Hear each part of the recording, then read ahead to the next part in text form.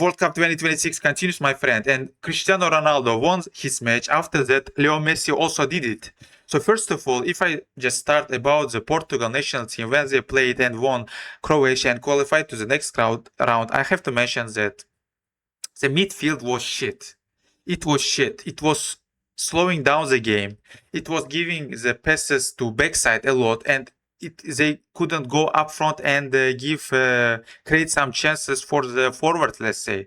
I mean, Bruno and Vitinha simply were rubbish. And it's a job of Roberto Martinez to use them in the right way in order to make the team stronger, and it doesn't work like how they are using it in the sense of balance, in the sense of tactics and tactical scheme.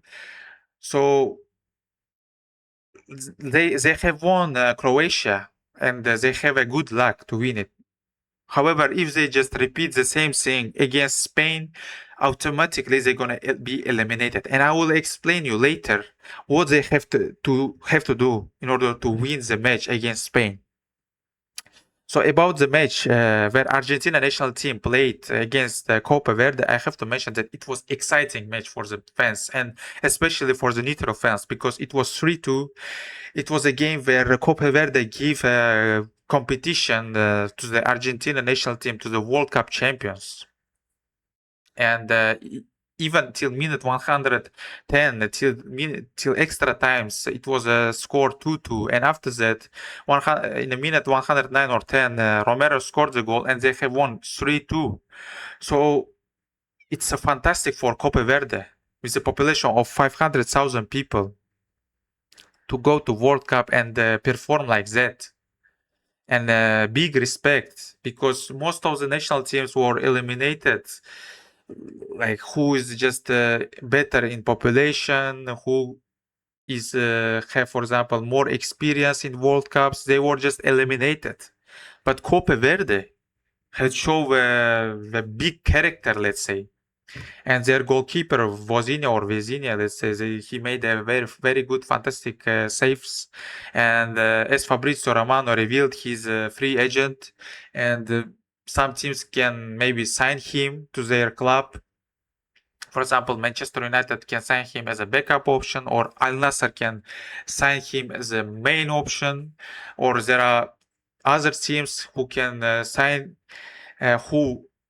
him, and it can be very good addition for their squad, because that goalkeeper can play in that high level for around 2 or 3 years, if not more, with this kind of shape and attitude. He's 40 years old, but full of energy and ambition. I mean, I'm just excited with the performance of Copa Verde for some time of the game. I just started to think maybe Copa Verde gonna go till the penalties, till the till the series of penalties, and in that case, they're gonna have the chance to win, because they have an exceptional goalkeeper. And by knowing that, by understanding that, Argentina national team tried to score and win the match, and they have done it. Also, big congratulations to Argentina national team, because if we analyze before the period where Italy won the World Cup in 2006, or Spain won in 2010, or Germany won in 2014, like that national teams after that World Cup was simply failed. They were eliminated even in the group stage. They couldn't qualify from the group stage. But starting from 2018, when or let's say 2022, when France won the World Cup in 2018, and they qualified till the finals in 2022, this continues with Argentina national team. They won in 2022, and they are just showing and continuing to show that kind of performance as they have did before. I mean, Argentina national team is very strong. Leo Messi is 39 years old and he's just showing exceptional performance when he's 39. Most of the players just have finished their contracts, their career, let's say. But Messi is 39 and he's running like a 25 years old player and he's performing like a 25 years old player, let's say. He's so dangerous. I mean, who can stop Argentina national team in this World Cup? Maybe Brazil or maybe someone in the final. But until semi-final, I don't see any national team who can stop Argentina national team in this World Cup. Till semi-final, when they can face Brazil, there is no national team that can stop Argentina because they're gonna play against Egypt that with a 99% of chance Argentina gonna win the match. If they're gonna qualify after, and they will qualify, I'm sure about that, it will be Colombia national team most probably, and or Switzerland, most probably Colombia. So Colombia is strong, but not too much strong to win Argentina, and they're gonna lose. So Argentina only have one opponent or maybe two to stop them from winning the World Cup 2026, and they are strong as they were before. Let's see, will they have the chance to win it or not? But I just rate them very strong. So about the match Portugal against Spain, about the match where a lot of fans, football fans, gonna watch, I have to mention that Portugal have to play with the two strikers, with Ronaldo and Gonçalo Ramos up front. Otherwise, there is no chance for them to realize their full potential. There will be a lot of goals in that match from Spain national teams. They will score at least 2 goals. I mean, I'm sure that Spain gonna score at least 2 goals against Portugal because Portugal doesn't have a, let's say, exceptional defense. Their defense is strong, but not exceptional, and they're gonna concede goals.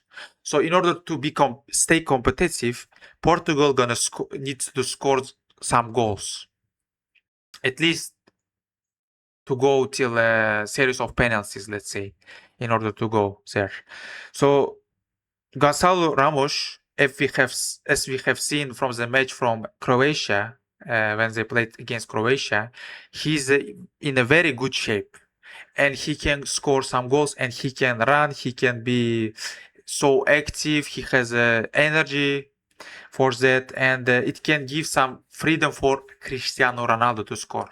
A lot of people blame Ronaldo in the failure of Portugal national team, but not. It's not Ronaldo's fault to not score a lot as Messi does, for example, because there is not too much support and the right tactics for Ronaldo. For example, if you analyze the Messi situation, Argentina national team plays with the two strikers, which is very good. But I don't understand why Portugal is not playing in that way. Of course, maybe they don't have a lot of strikers for playing in that way. I can admit that. Maybe if there will be like two strikers, they cannot put someone from the bench after as a plan B. However, they have to play in some matches with the two forwards, and this is a match about Spain, in my opinion. And the 4-4-2 with a diamond or 4-4-2, like a classical one, has to be put as a tactical scheme in the Portugal national team's game. If they're gonna if they want to use all their best midfielders with Ronaldo and Gonçalo Ramos, I mean, in the one squad, there will be Ronaldo, Ramos, Vitinha, Bruno, João Neves, Ruben Neves, or let's say Bernardo Silva with 4 midfielders, world-class midfielders, and 2 strikers, let's say. They have to play with a diamond. They have to play with a diamond.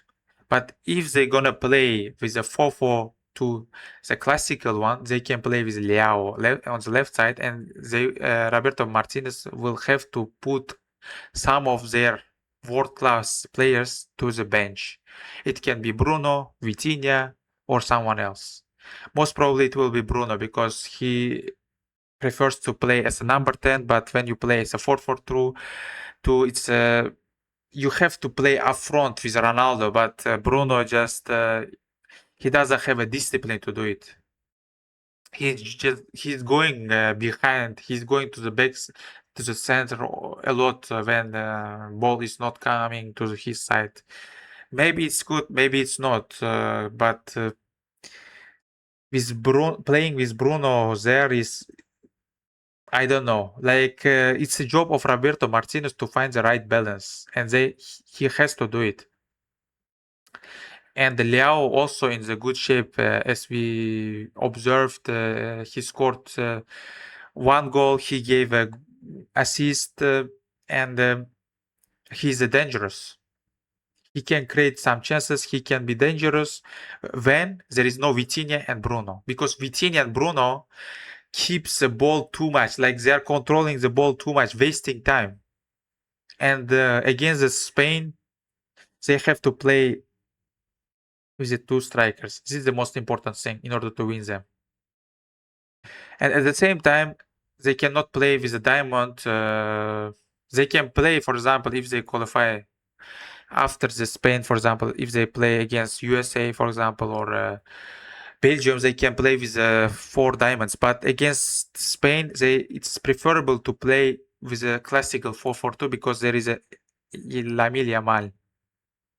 And Yamal, when there is a Yamal, and if you play with a diamond, it's difficult to defend because all the strengths of Yamal, it will be like a 1-1 with Nuno Mendes, and in that case, it will be tough for Nuno Mendes, and it's not logical. They can concede a lot of goals. So 4-4-2 classical one can give the chance for them to defend with Leao. Leao will have to go a little bit, like defend a little bit deep, let's say, in order to help to Nuno Mendes. But let's see what they're supposed to do. There is also a choice to use 3 backs with Gonçalo Inácio, for example, who is left-footed. In that case, there will be Nuno Mendes, who will be not fullback, but will be a wingback. On the right side, they can use Cancelo, but there is a much more better choice to give the chance to the right back of Manchester City. I just forget his name, Mateus Nunes, if I'm not mistaken. He can play on the right side and give some good crosses to Ronaldo and Gonçalo Ramos. And in the midfield, they can play Bruno with two Neves, for example, let's say. I mean, putting Bruno and Vitinha at the same time for me is a big mistake in the sense of they are just controlling the ball too much and they are wasting the time, and it will be a big mistake. So one of them will need to stay on the bench and will need to change another like after 1 hour or something. Like they cannot play at the same time in the one squad if they don't play in the diamond with the 2 strikers. So let's see what they're gonna do. It will be a very good match, exciting match for the football fan and the Portugal national team fans. They're gonna support Ronaldo to win the match. And personally, I hope that Ronaldo gonna win the match because what Ronaldo have done to the football is a big thing, in my opinion. He's inspired a lot of kids in the world to watch football, to play football, and Messi have won his World Cup, Pele have won his World Cup, Maradona have won his World Cup, and Ronaldo has to win his World Cup also, in my opinion. Will he do it or not is a big question because it's not also about just only Ronaldo. It's about the team. Football is a team game. And unfortunately for Cristiano Ronaldo, since this time he didn't have a strong team with the quality. Only in this year, they have strong players in their squad, but the coach cannot find the right balance there. This is another problem. And the problem is it's Ronaldo's last chance, let's say. He's the 41. If he doesn't win it now, he will not win it forever. Thanks for watching. Please let me know your thoughts in the comments. Subscribe. Bye-bye.